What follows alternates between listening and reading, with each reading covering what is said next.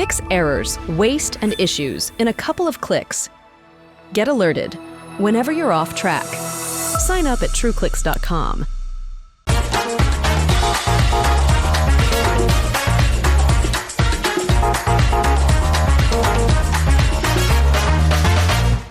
Wix Studio, the platform for agencies and enterprises to manage clients and projects with max efficiency, sharing Wix's SEO tech to help you drive growth. Hi, yes, I'm Tanvir. Oh, there's a sticker. That's a QR code to my LinkedIn. If you want to, engage with me, that would be nice. And today we're going to be hanging out to discuss this. This is the International User Experience Report that I created. It uses very simple Search Console data to give you a view on how effective your international targeting is, regardless of whether you have things like Hreflang implemented or if you're trying to get it implemented. Before we dive into what the dashboard can do, let's talk about why. Why did the dashboard come about and how did I build it? This is Seneca. He's a Stoic philosopher, and if you asked him, he'd probably say, it's luck. We commonly attribute a quote to Seneca saying, luck is where preparation meets opportunity. But before every opportunity, there's a problem. And my problem was that. Now, if you're looking at this and you don't know what it is, consider yourself one of the lucky ones. This is, in theory, quite a simple HTML tag. Hreflang. It's the way Google tells us. It's what Google tells us to implement to help with our international targeting. But John Mueller himself has said this is one of the most difficult aspects of international SEO to get correct. And as an SEO, good luck trying to convince your clients to actually implement it. Developers hate it because of the amount of server load it takes because of the way it generates and the way Hreflang has to work. And my specific problem, I was working on a client who had 18 different languages, 31 different countries. So even within the countries they were targeting, they were using the same languages. So they weren't just competing with their competitors. They were also cannibalizing themselves. And on top of this, they had 30,000 pages on their sites. So the developers definitely weren't going to love this. So what was the opportunity? Well, the opportunity really was for me. I had a passion with data analysis, SQL, reporting, and things like that. And I had the chance to really just do something I cared about and do something I enjoyed. And the preparation, well, I'd taken a couple of, data analytics 101 classes, and I was raring to go. I really wanted to build something and show the value of data in SEO and why it's so important. So what exactly did I do? I built this. This is all dummy data, so don't worry about what's actually on the slides. So here, the blue line is match, red line is no match. And all that really means is, did the user land on a web page that was targeting their country, yes or no? And that match and no match, you can define that to be whatever you want it to be. And I'll show you exactly how you can do that. So here we can see over time, how many people are landing on the correct destination and how many people aren't. So immediately we can show our clients or our stakeholders whether they have Hreflang and other international SEO things implemented or not, how they're doing. And again, here's a pie chart because, big overall screenshots, easy to understand, easy to read. But as interesting as it is, that kind of data isn't that useful or valuable. This dashboard goes so much more and so much deeper than just a top-level overview.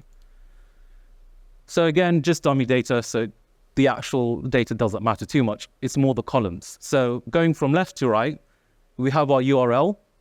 We have a target country, which we define based on our URLs. So in this case, with the first one, ENNZ, we want to target New Zealand. The user country, that comes straight from Search Console. Google gives us that for free. We don't have to do anything there. And then the country check, well, again, that's something we define. And the name of the column and the name of the metric, you can change and define as you'd like. So how did I actually use this dashboard and the data here to get the buy-in?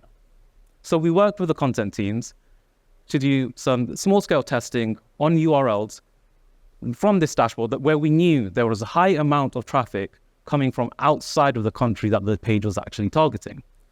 And all we did was we added an alpha 2, which literally just means a 2-letter country code at the end of the piped branding as a small scale test, because it didn't take any real technical implementation. It wasn't that difficult for either us or the client to implement.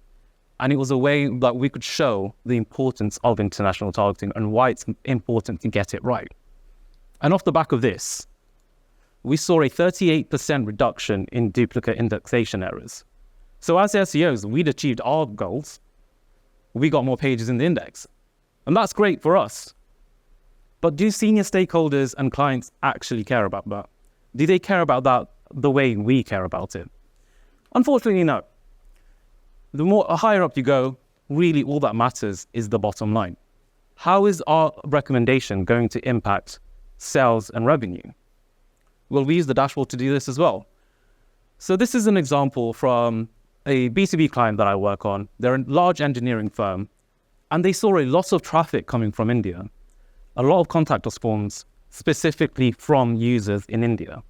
But they didn't target India. They didn't sell anything there. They had no real presence in the market.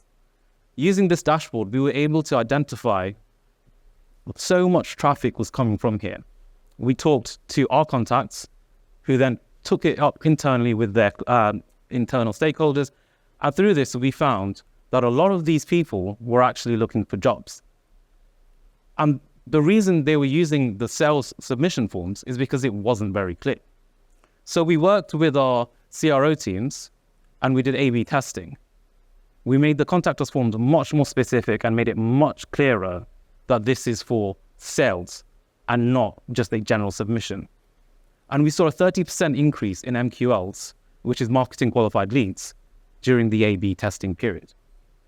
So now we'd achieved both our SEO KPIs. We saw an increase in indexation, and we impacted the bottom line directly. We were able to show why international SEO and proper targeting matters so much, because it has a huge, huge impact on the bottom line.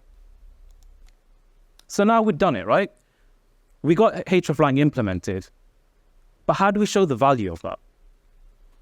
So this is where the dashboard comes in handy again. So yes, we can see a general overview of the website, but we can also make it specific to either a group of URLs based on subfolders or an individual URL if we want that view over time. Post Hreflang implementation, we saw 31% of traffic to pages targeting Australia. 31% of users, were coming from outside of Australia. Post-implementation, that went down to 15%. And in the UK, we saw a similar story. Pre-implementation, 23% of users were coming from outside of the UK. Post-implementation, that was 10%. So we'd use data to get the buy-in, and then we'd use data to show why our recommendations were actually impactful and how they impacted the business. And how can you do this? It's cool me talking about it, but this is something that you can actually take away and hopefully implement yourself. So like I said, all of this is Search Console data, which is then piped into BigQuery and then visualized in Looker Studio. Now, if you don't know what BigQuery is, it's essentially that. That's a warehouse. And all a warehouse does is it stores things. And that's all BigQuery does. It stores your data. Another way to think of it is a very powerful Excel spreadsheet that sits in the cloud. And BigQuery uses SQL, which is a programming language. But at this point, just to make it super clear on how you can recreate this, I had basically no experience in using SQL. This was the first project that I worked on using SQL. And yeah, all it is if we think of it in an Excel example, it's literally just a formula. But again, it's just much more powerful. And to drive home how simple this dashboard actually is for the value and the amount of information it gives us, it's all based on one metric from Search Console. Everything that you've seen comes from the country metric. And a couple of case statements. Now, you might be looking at this and thinking, this looks familiar. Probably because it is. If you've done any sort of reporting in SEO, where you've split queries for branded and generic, then you essentially have the skills to recreate this dashboard, because the majority of the heavy lifting is done by that. And that. So thinking about country, when it comes to international SEO, there's really two countries that we care about. The country that we target based on our URLs, and then the country that our users come from. And we've seen this before, right? The two columns. Target country, user country. User country we can ignore, there's nothing we really need to do with it, right? Google gives us that data, we just use it and visualize it. Target country though, that we need to do a little bit of work. We need to use case statements to first define what the target country is based off our URLs. And we do that here. This might look complicated, but really it's quite simple.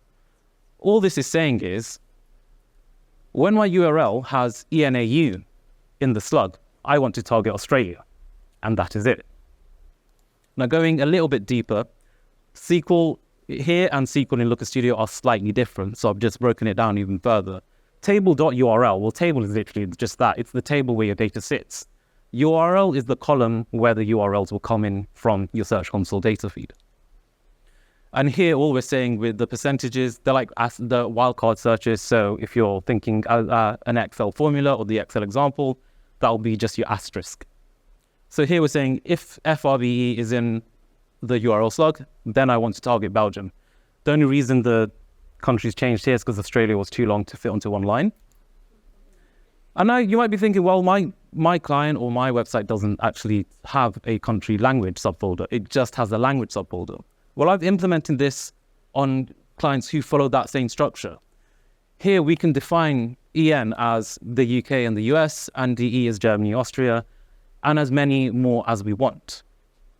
And that is it.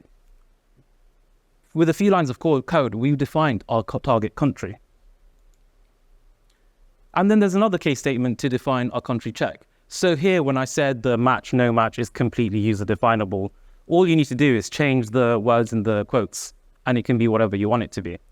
Same with the column name. I've named it country check just because I thought that made sense to me. But if you want it to be something else, you literally just change the end as to whatever you want the column name to be. And then that creates this column. So with three very simple columns, one of which we don't actually do anything with, we've been able to create this dashboard using one metric, which is the country metric, a couple of case statements, one dashboard.